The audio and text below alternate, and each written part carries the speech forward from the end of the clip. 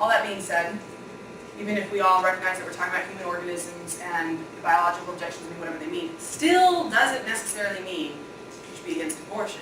Because in my opinion, it all comes down to the next part, which is how your religious or philosophical or ethical views inform who you think is valuable and why or why not. In my opinion, that's the heart of the whole thing. And so I've talked about this with lots of people, and I get a lot of different definitions of which humans have value and why. And I originally had like 7 of them in here to talk about with you, but it was just way too long. So I narrowed it to 3. I'm not inclined that these 3 cover everybody's possible ideas about this. They're just examples to show you how I think of it. But to kind of illustrate where I'm coming from with this, here are a bunch of human organisms. Here's an embryo at 7 weeks, fetus at 24, a newborn patient is born, someone in a coma, someone on dialysis, a painting of a hermit. Side note, I know this doesn't matter, but the coma patient is Dean Chester from Supernatural. I was trying to make it so you can tell. I just really like that character, but yeah. Anyway. And so the question is, these are all human organisms. Which of them are people? And by that I just mean which of them have moral worth and deserve protection or not, and why. And so if I was going to argue that abortion is justified because we're destroying something that isn't as morally worthy as like you and I sitting here, then I think I would need a definition for people that would include all these guys and not include the prenatal humans. Or if you take the average American stance, which is that, well, a lot of people's stance, which is that early abortion is fine and late-term abortion is getting pretty problematic, then you need to have a definition that included the later-term fetus. All of these guys are in like the circle of protection and just not the embryo. And so one definition I hear often is the idea of connection to society. How could you possibly be a person when your whole existence is just you floating in a woman's womb? You don't have any relationships, you don't have any participation, like it's just very nominal. I actually hear this a lot. And the problem with this is if it's our connection to society and our relationships and our wantedness, it makes things a little bit iffy for the hermit. And weirdly, it doesn't always exclude the embryo. It's kind of like what Dr. Potts was talking about a minute ago, where different people have different feelings about their pregnancies. And if all you need to be connected is for the woman carrying you to value you, and then you have, people cooing over very early ultrasound pictures and throwing baby showers and celebrating incoming parenthood, then some embryos would count, and you would do everything you could in terms of prenatal care and stuff to keep that going. And then others wouldn't, depending on the situation of the pregnancy. I find very subjective. Weirdly, you could also apply that to newborns. If nobody knows the woman's pregnant at all, which happens, and then she gives birth and throws the kid in a dumpster or something, we react to that with horror and sorrow and revulsion. But in terms of connection to society, that kid was never connected. And there are other societies where they don't even react to it with that much horror, actually. Not the dumpster specifically, but just like not keeping newborns alive, basically. Or maybe you say, it's kind of a straw man. I'm not saying every individual person has to be super loved by their family and have a ton of best friends. I'm just saying that if our society categorically decides that hermits and newborns deserve protection, then they do. And if we categorically decide that not so much for prenatal humans, then they don't. But my problem with this definition, aside from the fact that I feel like it's a little bit of a cop-out, because if I'm asking you, like, how do you come to your conclusions? What do you decide is valuable or not? And your response is, well, what does everyone else think? It's not really what I'm asking you. But more importantly, it is not hard to imagine how this definition leads to human rights atrocity. And I'm not talking about abortion, just in general. We have countless examples of different societies in different places deciding that certain groups weren't connected or didn't count. Colonization and native peoples, the way our own country has dealt with slavery, World War II, and you don't even have to go to these huge, like, really classic examples that people always bring up. Even today, even in our country right now, we have some, in my opinion, kind of disturbing conversations about some groups of people. You see things about the immigration debate. You see increasingly more often debates about transgendered people. And I don't think it's hard to imagine that if your definition of who is worth protection or not just rests on what a given society decides they feel like, forget abortion. It's not just going to be prenatal humans that are going to have a problem. We don't even have to guess. We know that historically. We're actually terrible at it. So that's why I have a problem with this definition. Another one I hear often is viability. It's the idea that you get developed enough If you're born prematurely, you have a chance of survival, at least a chance. How could you be a person if you're so underdeveloped that your whole existence relies on someone else to physically keep you alive? I see this a lot. If you need physiological independence to have worth, then that kind of undermines people who need respirators, people who need dialysis machines. Some people say, we don't need machines, machines are fine. Just if you rely on someone else's body to survive, that's when it gets iffy. So these guys would be fine. There are cases where the newborn wouldn't. There have certainly been times and places where they literally, very literally, survive off of their mother's breast milk. It's a very direct bodily donation. But even then, at least in theory, that can be substituted out, right? There's no artificial wounds yet, so it's not the same. So maybe you say this isn't the same because you can at least find someone willing to be different. But even if you're only talking about like the bloodstream, I still have a problem with how subjective this is, because if you take a woman who's pregnant in a third world country with no access to prenatal care, and she gives birth prematurely and they just don't have the resources, then the child is not viable yet. But if you take the exact same woman and bring her to a different country where she's down the street from a NICU, and she gives birth at the exact same time to the exact same human, and they do have the resources, and the child can make it, then they're viable. And to me, it's not intrinsic to the human you're talking about. It depends on the society they happen to be gestating and are born in. And actually, the richer the society, the more likely they are to have value in terms of their odds of survival. In fact, both this definition and the previous one, they're not about the entity being born. They're about the circumstances surrounding them. How many people care about them? How many relationships do they have? What resources do they have at their disposal? It's not about anything specific to them, so I find it very subjective. The last one I want to talk about, though, I actually find this pretty persuasive. It's the idea, and people phrase this in many different ways, about consciousness or sentience, or whatever you want to talk about, but the point is it revolves around human cognition, especially from a secular perspective. We're not talking about souls. What is it that makes people valuable? Forget abortion and pregnancy, just generally speaking.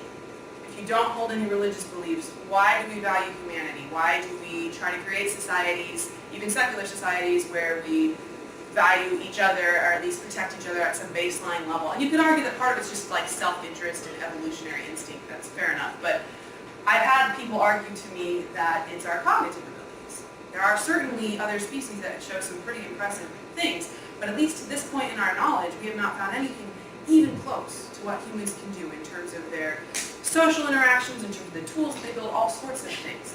And I find this very intuitive, actually. And if human cognition is what makes us special, then I get how someone would say, okay, well, until you have at least the neural structures to have that ability, you're not a person yet. You're like loading, you're like on your way, but you're not there yet. I find that fairly persuasive and intuitive, and it's specific to the individual, not their circumstances, specific to how far developed they are.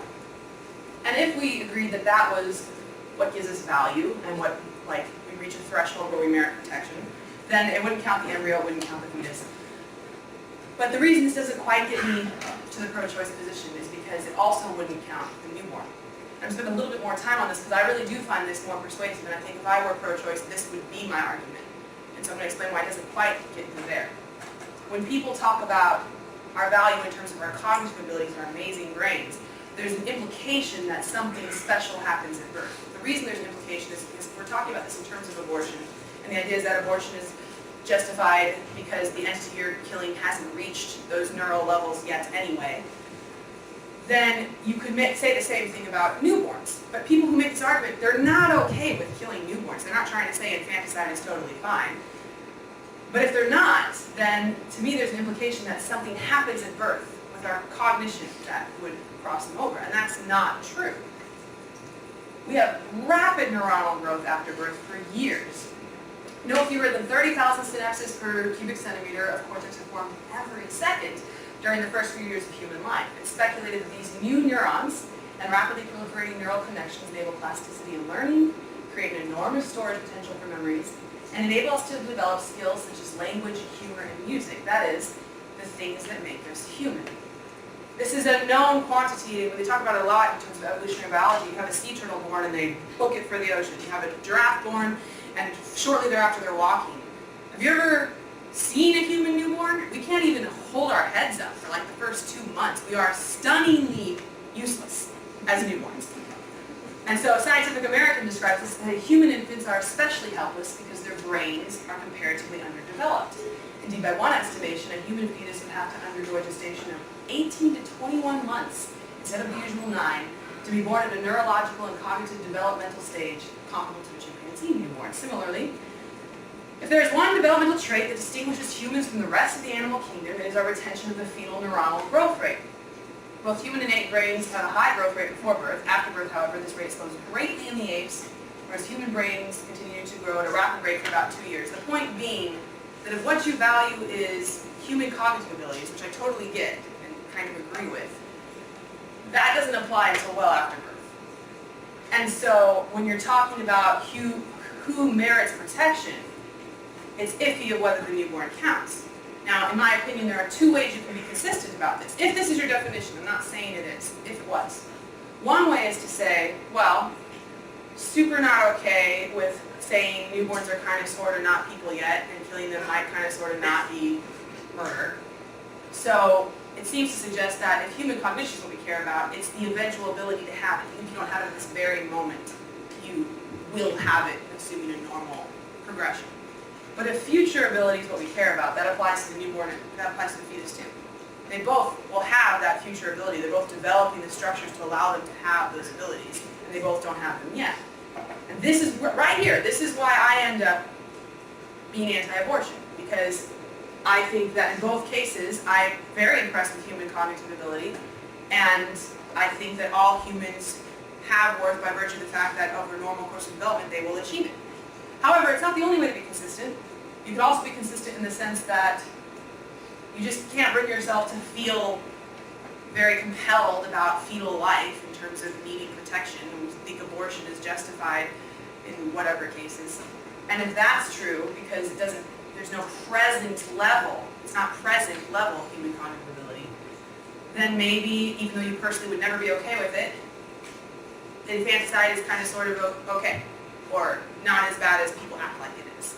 I'm not saying anyone here is saying that. I'm saying it's a way to be consistent, and I have seen people say it. And this is where I want to talk a little bit about the comparing and contrasting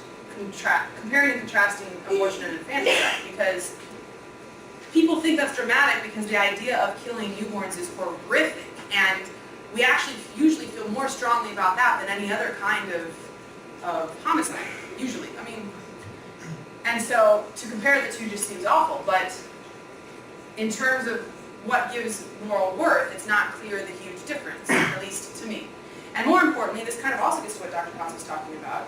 Our law makes no distinction, not in terms of moral worth. Roe v. Wade specifically avoided answering the question of what gives us value and why or why not. Well, they avoided it explicitly. I would argue that implicitly they kind of answered it by saying that the state can outlaw abortion after this point. So after this point, there's enough value that you can do something about it. Before that, there's not.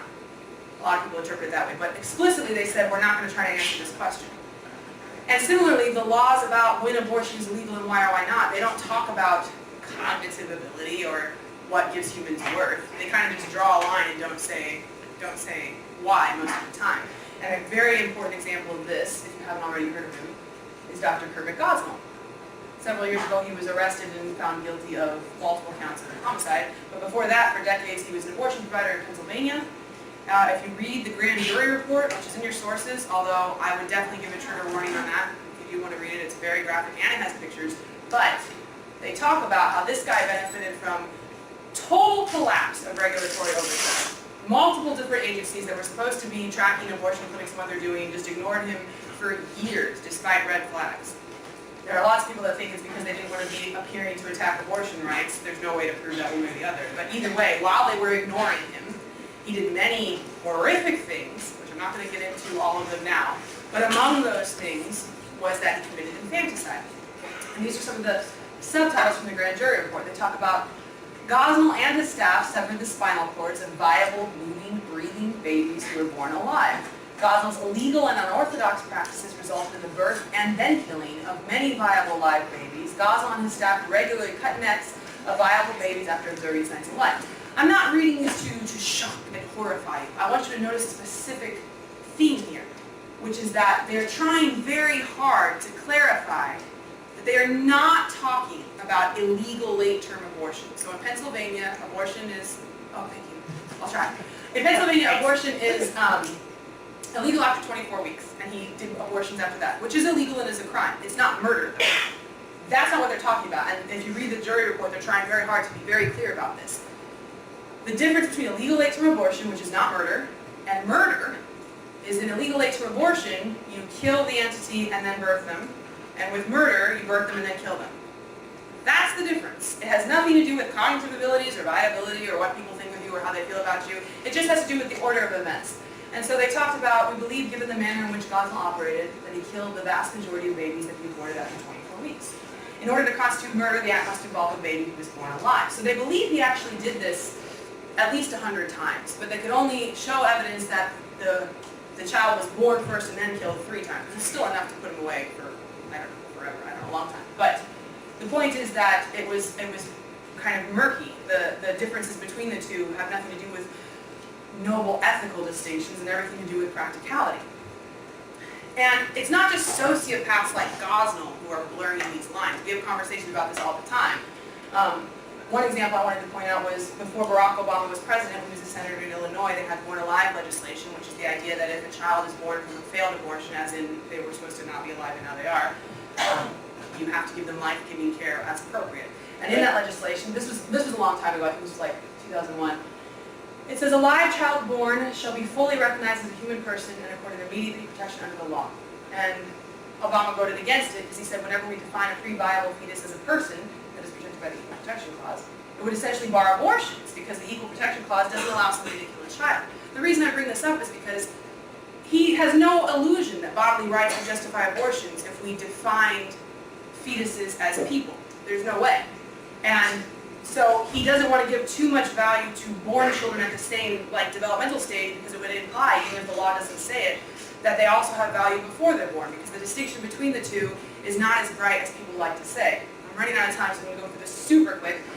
Peter Singer, I think he is from Princeton. He did a pretty infamous book about this when he talked about infanticide. Is practiced and historically and even now in different cultures, and our revulsion to it is mostly cultural, it's not logical. And even recently, in the last couple of years, he did an interview talking about how a 4-month-old baby, born baby, is not a person. We can treat them like a person if our society is super uncomfortable with that, but the reality is that given their abilities and developmental level, they're not really, and it's just kind of our emotional response. And more recently, in 2012, an infamous paper, After Birth Abortion, Why Should the Baby Live, made this argument very explicitly. They said, we're not using the term infanticide because it implies you're killing a person. And if you are killing a very young newborn, they don't have the cognitive abilities to achieve personhood. So anything that would justify an abortion, you want to finish college, you don't want to destroy your relationship, you can't afford a child, like all of these reasons that we recognize as justified abortion should just as well justify after-birth abortion, which they refuse to call infanticide because they said the moral distinctions between the fetus and the newborn are not that large. So I have a huge problem with this. I'm not saying that this is what most pro-choice people think. I think most pro-choice people think this is ridiculous. I think pro-choice people have children and love babies, and this isn't what the common average argument is. I'm saying that in my opinion, the arguments that justify abortion, if you follow them down the line, they start to justify other things I'm super uncomfortable with. That's my point. And that's why when we talk about the different things that give humans worth and why or why not, and I keep finding ways where I'm like, I feel like the implications of that I'm super uncomfortable with, I basically end up concluding that I would rather have a society where we just recognize that the human at every life stage has some inherent value by virtue of being one of us, of being a human organism. I'd love to talk more about what the implications of that are. I think I'm just under the time limit. So this is where we are if you want to find us. Oh, and before I forget, the sources I told you about before, if you Google secular pro-life perspectives to see the sources, it also has a link to the bone marrow registration if you want to do it. It's free, it's super fast. For people who don't have a lot of money and time but want to make a difference, all you do is swab your cheek and they can put you in there in case someone needs a bone marrow donation. Anyway, that's all I got. Thank you for listening.